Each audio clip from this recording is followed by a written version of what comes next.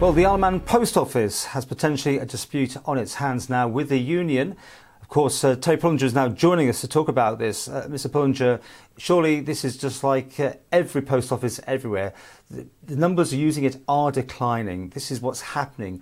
There's nothing that can be done about it. Your views? Well, there's no questions that there's challenges to every postal organisation. How you respond to that is the crucial debate. And I just want to make the point about disputes, Paul. It goes in the blink of an eye, but it was over a decade ago the last time there was any problems of this nature that we balloted in the Isle of Man. And I don't know, there was a huge lot of years before that. So it's not as if this is a union and a membership that go into this situation lightly. But you do accept that change is inevitable. I mean, the way we are all using the service has completely changed over the last few years. Yeah, well, in the last couple of years, there's a highly publicised dispute with Royal Mail in the UK, but we've managed to reach an agreement, we're very positive, very forward-looking, talking about how we grow the business rather than just deal with decline or structural decline. It's more about growing the business, improving those services, and recognising that, this is an invention that's over 500 years old. Connects every single address in the country, in the Isle of Man, regardless of who you are or your financial status. Everyone gets exactly the same service at a uniform price. Arguably, it's absolutely still relevant, and there are some aspects of the internet and that still doesn't reach every home. But we do, 6 days a week. And it seems inconceivable that you can't build on that sort of structure in a modern day to create a modern post office that is still relevant and still gives great public service to the people of the Isle of Man. But do you accept that some change must be necessary for the institution of the post office to survive in some form? Yes, you've got to deal with change because you've got a structural decline in letters, you've got the growth in parcels, you've got the technology required to the huge demand of customers for the convenience agenda on parcel operations. People wanting to tell you when and what time to receive their parcels, and people wanting it, next day or the same day, even sometimes in those sort of circumstances. There's constant innovation in that, and much of that is heavily linked to new technologies. So yes, there's got to be investment, there's got to be change, but there's no reason why the post office can still not provide an excellent public service and compete on those issues. You need vision. There's no. Listen, the proposals we've got, the history of this is, many times there's been different debates about the Isle of Man Post Office in Tynwald about, commercialisation or the opportunity to invest or to go off and grow in other areas. Other Crown dependencies like Jersey and Guernsey are doing similar things. None of them, nor the UK, I have to say, have come with such radical proposals that lack so much vision. They're off the shelf, easy answers, easy short-term answers. For the first time ever, we've not made a profit. Don't forget, this hasn't just hit us. This situation, this decline, this change in the dynamics of what we deliver has been happening for a number of years. And it's the failure of strategic vision to prepare ourselves for those changes, which has created this situation where for the first year, I repeat, the first year, we have not made a profit, even though we will still contribute to the public purse. And the first set of proposals from this new board, totally, there's no great thought gone into it. It just says we can still make this work, but what we'll do is we reduce the service and we'll reduce the terms and conditions for everyone who works in the industry. That way we'll save money and we'll close the pension scheme. You're balloting out the... Well, no, we need an overreaching agreement. If you remember, the Isle of Man board have said they've got a 5 or 6 tier strategy or plan for the future, which has been debated in Tynwald and presumably has support from Tynwald. Well, we absolutely disagree with that plan. It's damaging to the people that I represent. It's damaging to the future generation of postal workers and decent jobs. It's damaging to people's pensions going forward, and it's damaging to the service to the Isle of Man, people of the Isle of Man.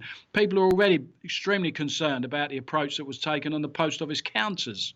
and the way that's being run down as well. So, we fought against the closure of the last two Crown offices because we thought they were important flagships for new innovation and new products and services going forward. The Isle of Man Post Office doesn't have a main post office anywhere anymore.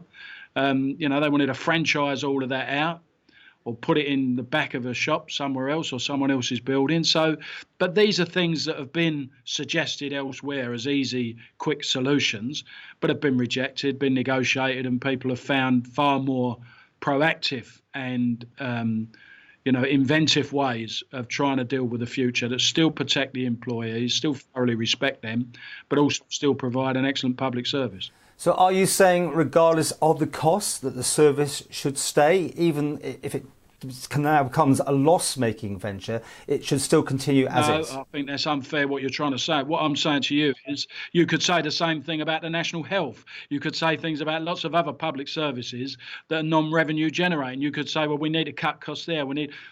The Isle of Man government, in my opinion, has got to make some decisions about these things.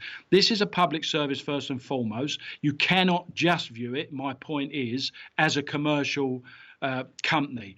The Isle of Man people, and I understand the politicians, were vehemently opposed to privatisation. These proposals totally reflect what you would get with the worst kind of privatisation. So it's privatisation by the back door, and it's totally unacceptable to us. There's no need for this. If you want to go and benchmark Royal Mail, go and benchmark Jersey and Guernsey and see what they're doing to modernise their postal operations and their public service and still generate new growth areas, new ideas for using the postal service to contribute. You mentioned the Channel Islands there, but didn't they make reductions and make it down to 5-day delivery of post, I think? Isn't that what happened there?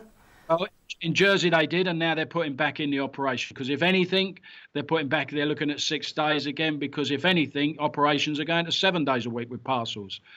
So the new revenue streams and the new areas you would want to get into, it doesn't necessarily just stick at 5 days. But what is crucial, if you're talking about a public service with a commercial offering, what makes us sustainable is if we're delivering parcels and letters at the same time, rather than going down the path twice and paying 2 lots of different people. So the more you can deliver together, the more financially viable that is. Well, you don't do that by closing down the days that you deliver. So have things between you and the management in the Isle of Man broken down completely? I mean, where exactly are we for this? I mean, will there be industrial action before Christmas?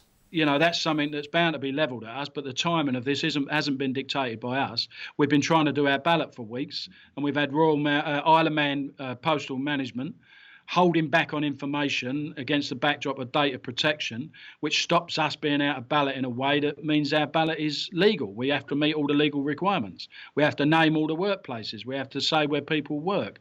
We can't ballot without that operation. So we've spent weeks trying to wade through that with very unhelpful with the business in terms of supplying that information. So that has constantly put back the timescale of this, and it just happens that we're at this time. But this isn't just about Christmas.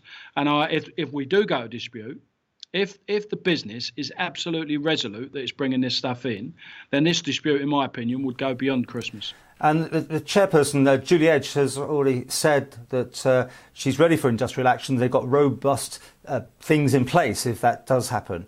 I mean, are you ready if they do that? Well, I would say, isn't it sad that they seem to have spent so much time planning for that, even though we've been all these weeks waiting to conclude our ballot or conduct our ballot, that they seemingly been locked in rooms planning that when they could have been offering us negotiations and moving away from their, the positions that they're refusing to budge from. But have you got a working relationship with the management? I mean, how's it going between the two sides?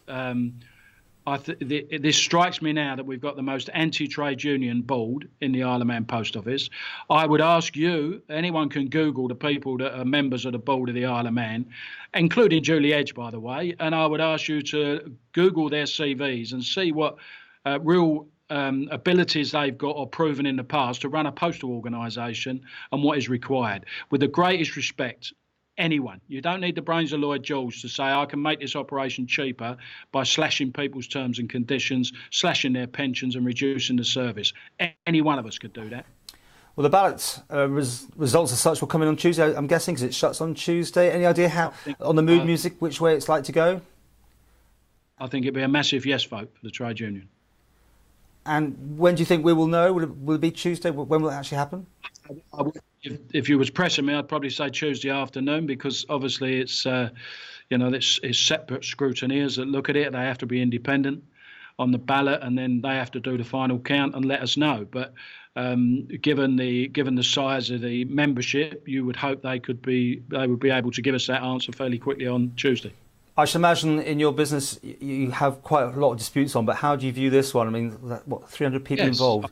Is this a big one for you? I've been negotiating for years. I was, and certainly in the Isle of Man, I've been negotiating for something like 17 years or more.